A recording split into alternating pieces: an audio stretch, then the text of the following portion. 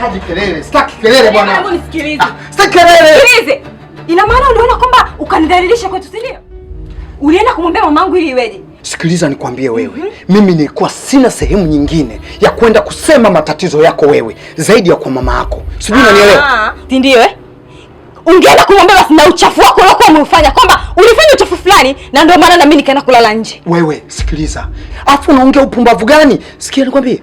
Kila kitu nimemwambia kuhusu makosa yangu nimemwambia, lakini pia hata makosa yako nimemwambia. Hivyo sihitaji kelele, nikwambie kabisa mke wangu Angel. Odemba, sikiliza nikwambie kitu kimoja. Haya mambo ulianzisha wewe. Uchafu umefanya wewe. Sikia. Mimi mpaka kufikia tu kulala nje. Wewe ndio sababu. Sikuthibitisha kama umelala kwa mamako, si wewe? Wewe kama nilikuthibitisha nimelala kwa mamangu. Wewe unajua mamangu amfikia tu gani? Maneno gani ananiambia mimi? Anataka kunitoa kati ya watoto wake. Safi, hiyo nzuri. Huyo ndio mama ambaye anasimama katika msimamo mzuri wa adabu. Wewe huna adabu, umekosa haya. Yaani mwanamke mke wa mtu kabisa unaenda kulala nje. Afu at the end of the day unaambia nini na mangu? Wewe ulidanganya umelala kwa mamako, umelala kwa mamako. Sikulala kwa mamangu. Wewe ulilala wapi? Nililala ulipolala wewe. Afu usinijibu. Nitakupasua. Angel, nitakupasua. Naona unatafuta sababu. Nitakupasua. Usinijibu. Okay, na wewe ulipoenda kwa dadangu? Nilienda kumwambia uchafu wako. Na mimi nimeenda kumwambia uchafu wako. Naona unatafuta sababu ya kulala kwa Melissa tena, si ndio? Alafu wewe umemiss Melissa. Usinichanganye ujue. Usinichanganye ujue. Kwa hiyo makelele yote hayo unaonipigia ati unataka kusema kwamba eti mimi nataka kurudi kwa Melissa ili ukalale nje. Sasa nataka nikwambie kitu kimoja. Angel, kama utalala tena nje, nitakachokufanya hutaamini, mpumbavu. Wewe kama utaenda kwa Melissa ubaki huko. Odemba! Odemba! Jina langu.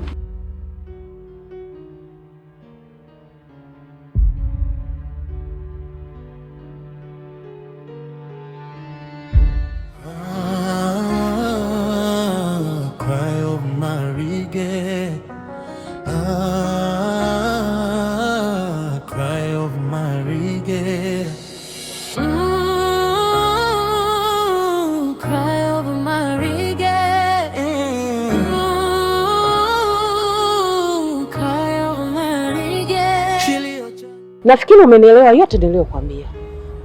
Naomba kana ndugu yako ongea naye vizuri. Kwa aibu anaonitia mimi. Kwa aibu anaozalilisha ukoo wangu. Amenivua nguo mimi. Nikitembea natembea kama niko uchi. Nimevaa nguo lakini najiona niko uchi. Sina thamani yani. Anawezaje mke wa mtu kulala nje? Mke wa mtu anashindana na mwanaume. Kuna mwanamke kweli anaoshindana na mwanaume? Wewe mbona ufanye hivyo? Wewe mbona unaheshimu ndoa yako? Mbona sijasikia malalamiko yoyote kutoka kwa mume wako? Kwa nini dadako ananizalilisha mimi? Na kuomba kana dadako. Mwisho atabeba magonjwa mpelekee mtoto wa watu ndani. Asiyokuwa na hatia. Sawa mama, nimekuelewa. Tajaribu kuongea naye. Huenda ni mistake tu zimetokea. Naye ni binadamu. Sawa, sikatai. Mwanadamu anakosea, ni ubinadamu kweli, lakini sio kulala nje. Hivi kwanza hata usingizi uko nje wewe utakujia? Yaani mtoto ana roho nzito, huyu mtoto ana roho ya uuaji. Huwezi kumwacha mume wako eti kangangania kitanda peke yake, wewe uko nje. Kweli? Huu ni uuaji. Huu ni ukatili uliopitiliza. Huu ndugu yako ukatili. Ukatili namna hiyo ufai. Hakuna mwanamke mwenye ukatili. Ukimwona mwanamke anafanya hivi, ujue huyu ana ukatili wa ndani. Sasa asipojirekebisha, simtaki kwenye ukoo wangu na amtafute mama. Siwezi kukubali kuzalilishwa mimi. Sawa mama, nimekuelewa. Tajaribu kuongea naye. Haya mwanangu. Haya mama. Kwaheri. Cry of Marige. Cry of...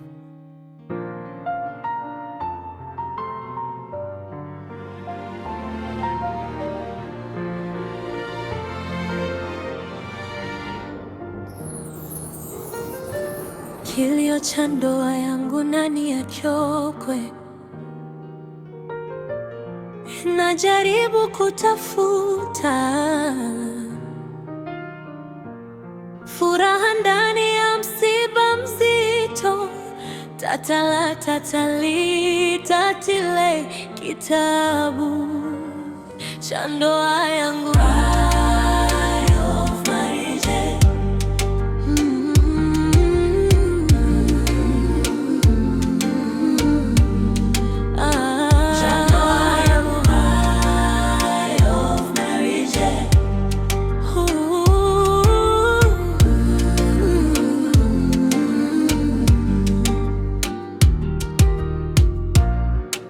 Kimetupwa katikati ya kina cha bahari, moyo wangu unavuna machozi badala ya kuvuna furaha ya ndoa. Natamani mawingu yashuke yaniokoe. Ndoa ni nini? Ndoa ni furahi. Kwanza nipe hongera. Hongera za nini sasa hapa? Niliwahi kukuambia kwamba mimi nikipanga la kwangu sijawahi kushindwa na kisha lazima litakuwa linakamilika.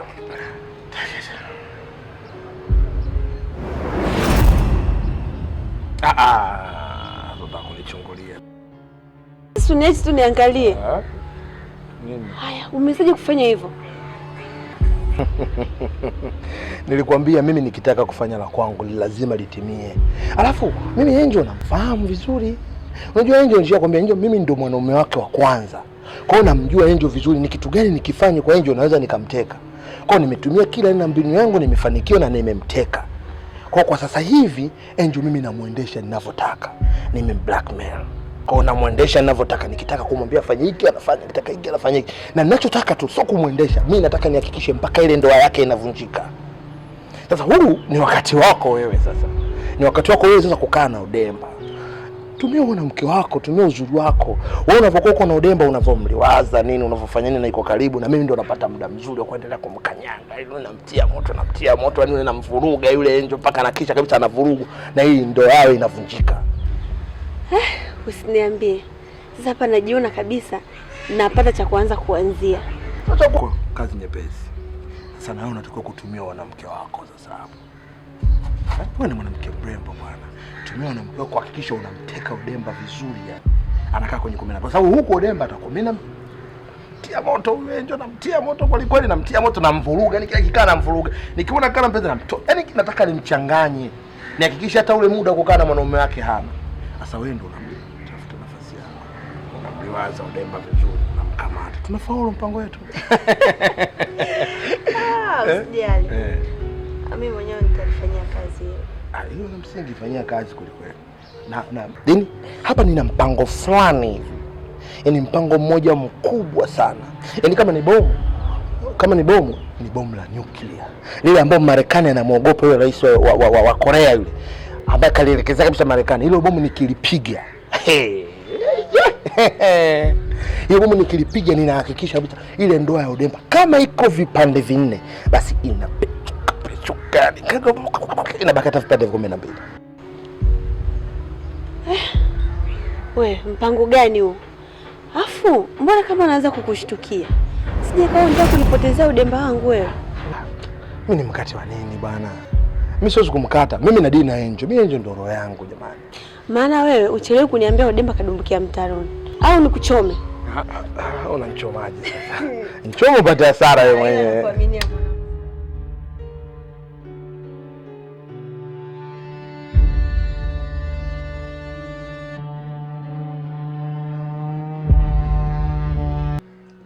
Najua kuna kipindi hata nikikupigia simu zangu unaona kama nakusumbua, utaki hata kuziona.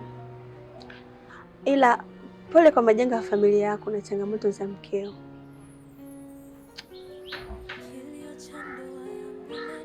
Wewe umejueje majanga ya familia yangu? Na mara nyingi huwa nakwambia sitaki kufuatilia mambo ya familia yangu. Yanakuhusu nini wewe? Fanya mambo yako Melissa. Kaa mbali na familia yangu, haya kuhusu. Unapiga mkuku, nina jambo sijui na nini. Mambo yenyewe ni haya. Ni heri kitu cha zamani kuliko kitu kipya. Kitu cha zamani unakuwa unakijua sana kuliko kitu kipya. Una habari kuwa mkeo karudiana na ex wake? Sikiliza nikwambie wewe.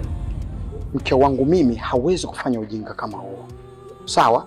Alafu mke wangu hawezi kuwa kama wewe. Wewe ndio una matabia mabaya, hivyo mke wangu namwamini kuliko unavyofikiria wewe. Huwezi kuniaminisha upuuzi. Wewe ukanipigia simu kwamba unaweza kuniaminisha ujinga kama usije amerudiana na ex yako wapi wewe? Acha maneno ya kushindwa hayo. Oh, mke wako hawezi kuwa kama mimi. Mbona nalala nje ya ndoa? Au nadhani sijui? Sasa mimi na yeye tuna tofauti je? Ngoja nikwambie kitu Demba. Mke wako kaamua kurudi kwenye kitu chake cha zamani. Na ndo anakolalaga usiku kucha mpaka asubuhi.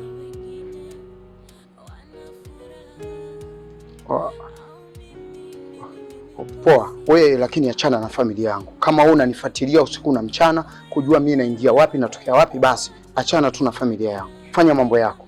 Ngoja nikwambie kitu Demba. Na mimi Melissa nipo kwa ajili yako. Njoo kwenye dunia yangu ili nikuonyeshe ulimwengu wa mapenzi. Alafu siku ukiwa tayari utaniambia. Nilimwamini isha zawadi ya ndoa na kufanya awe mwanamke wa kuheshimika, bado alinicho masumari wa moto bila kujali lonamte, bado alinicho masumari wa moto bila kujali lolote, bila kujali lolote, bado alinicho masumari wa moto. Cry over my reggae. Cry over... Rafiki yangu, nimekuita hapa, kuna jambo nataka kuzungumza na wewe, na nina imani kabisa wewe ili jambo liko chini ya miguu yako, na maana unalimudu. Inanihusu mimi na Melissa. Melissa analeta changamoto kubwa sana kwenye ndoa yangu, kiasi cha kwamba kaka, nashindwa hata kupata amani na ndoa yangu. Na hapa nilipo, ndoa yangu inalia machozi na sijui nani ataifuta hayo machozi. Melissa anapigana usiku na mchana kuhakikisha mimi naachana na mke wangu. Sielewi nimemkosea wapi Melissa. Sielewi nilikula nini cha Melissa. Sielewi mimi leo hii ananiweka katika formula gani huyu Melissa. Sasa nikaona nitumie hekima kwa upande huu. Kitu kibaya ambacho aliweza kukifanya Melissa, siku ya birthday yake wameniita yeye na rafiki yangu. Kaka ameniwekea madawa kwenye soda, na matokeo yake haijatosha, akaniwekea na kondomu mfukoni, karudi nazo nyumbani kwangu. Sielewi Melissa ananitenda haya yote, nimemkosea nini? Basi kama mimi nimemkosea aniambie. Kama ananidai nimlipe basi. Sio ananifanyia hivi kwenye ndoa yangu. Yaani mimi kila siku nagombana na mke wangu kwa sababu ya Melissa. Kaka, kinachotokea saizi huwezi kuamini. Mke wangu ameanza tabia mbaya sana. Yaani saizi kulala nje mke wangu ni kitu cha kawaida. Amelala nje zaidi ya mara 2. Anamvuruga mimi, lakini ukiangalia chanzo ni mimi. Na matokeo yote haya mabaya yanakuja leo ni kwa sababu ya Melissa. Lakini Melissa kwake ndio furaha. Kila ninapojaribu kuzungumza naye ndugu yangu, anasema yeye ananihitaji mimi. Sasa mimi nimekwisha kuoa na sihitaji kumwacha mke wangu. Sitaki kutoka kwenye ndoa yangu. Bado naipenda ndoa yangu. Bado nampenda mke wangu. Lakini Melissa anapigana kuachanisha ndoa yangu kaka. Okay, nimekuita hapa uzungumze naye. Jaribu kuongea na ndugu yako. Mwambie mimi sihitaji, kama ananidai basi aniambie ananidai nini. Sio anaharibu ndoa yangu, anapigana kuharibu ndoa yangu. Sasa inaniumiza hii kitu mwanangu. Odemba, kwanza mimi nikupe pole sana ndugu yangu. Lakini pia nikushukuru sana kwa kuona mimi nina uwezo wa kufaa kwenye changamoto zako. Kwa sababu sio kila mtu una uwezo wa kumwambia changamoto ambazo wewe zinakusibu. Ila Melissa, mimi ni mdogo wangu. na leo nakwenda kumvunja mguu. Usifanye hivyo, usifanye hivyo kaka. Na maana ya kukutafuta wewe, nataka itumike hekima, yani busara, kuzungumza naye. Zungumza naye kama rafiki, zungumza naye kama mdogo wako, zungumza naye kama ni mtu ambaye mimi nimekuagiza kwenda kutaka amani, sio gomvi. Yule ni mtoto wa kike. Anafanya vitu hivi kwa miemko tu, alafu hajui misingi ya ndoa, hajui kwamba ndoa inahitaji hekima ndani yake, hajui kwamba ndoa ni stara ambayo ameipanga Mwenyezi Mungu. Mimi yule mwanamke sijampata bahati mbaya, ni Mungu amepanga kumpata yule mwanamke, na yeye haikuwa riziki yangu, na ndio maana tulishindwa kuoana mimi na yeye.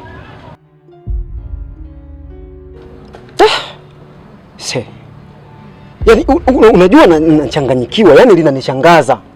Kati ya watu ambao niliwahi kuwa nikiwa tweet ili waishi kwenye malezi ya kumpendeza Mwenyezi Mungu na kuwapendeza kila binadamu aliyepo chini ya ardhi, basi ni mdogo wangu Melissa.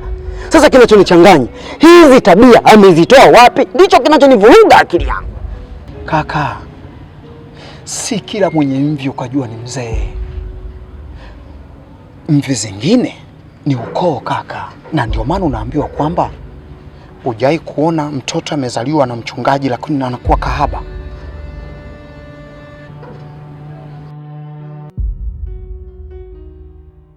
Sasa nenda kamwambie akae mbali na ndoa yangu, sababu mi bado nahitaji. Nenda kazungumze naye. Odemba, pole sana. Asante. Pole sana ndugu yangu. Asante. Basi sawa, wacha mimi nimkimbilie. Hamna shida.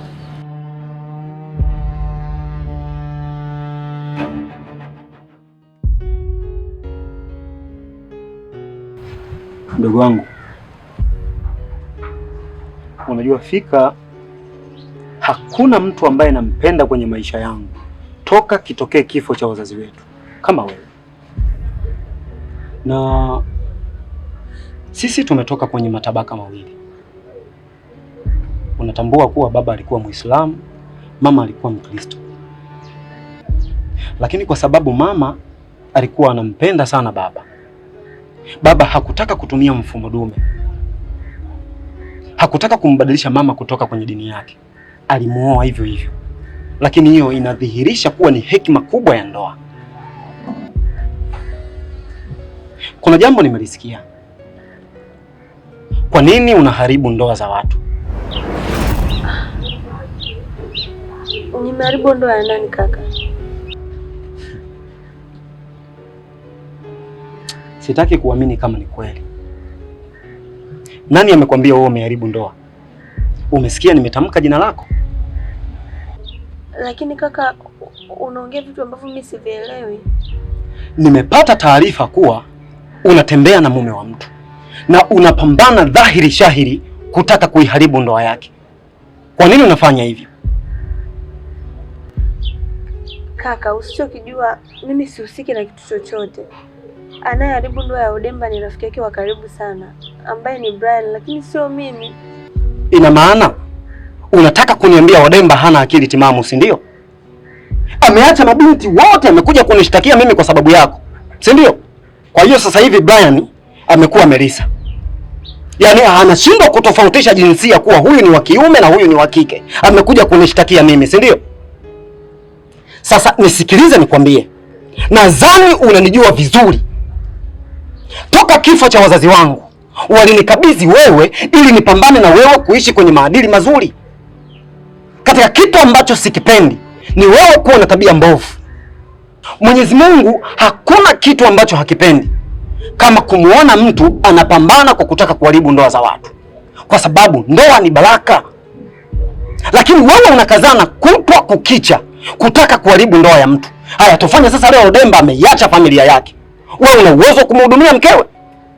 Una uwezo kuwahudumia watoto wake? Au utakavyokuja kuona familia yake inaishi kwa shida, wewe utafarijika, si ndio? Hakuna kitu nisichokipenda kutamani wewe ukikifanya kama kutaka kujihusisha na masuala ya kuharibu ndoa za watu. Melissa, usitake kunirudisha maisha yangu ya nyuma. ukubwa uliokuwa nao usizani kama nitashindwa kukukata vibao. Nitakuja kukukata vibao, hautakuja kuamini kitakachokutokea. Sasa basi, katika kitu ambacho sitamani ukifanye ni kutaka kuwa karibu na Odemba, hususa kwenye familia yake.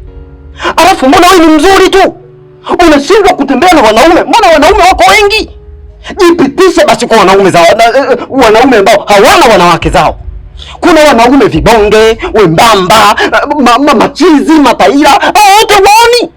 Kuna ulazima gani wa kwenda kutembea na mwanaume wa mtu? Lakini kaka, mimi kweli kabisa nampenda Odemba, lakini sihusiki na masuala ya kuharibu ndoa yake. Huyo ni Brian kabisa, sio mimi. Na huyo Brian ndio nani?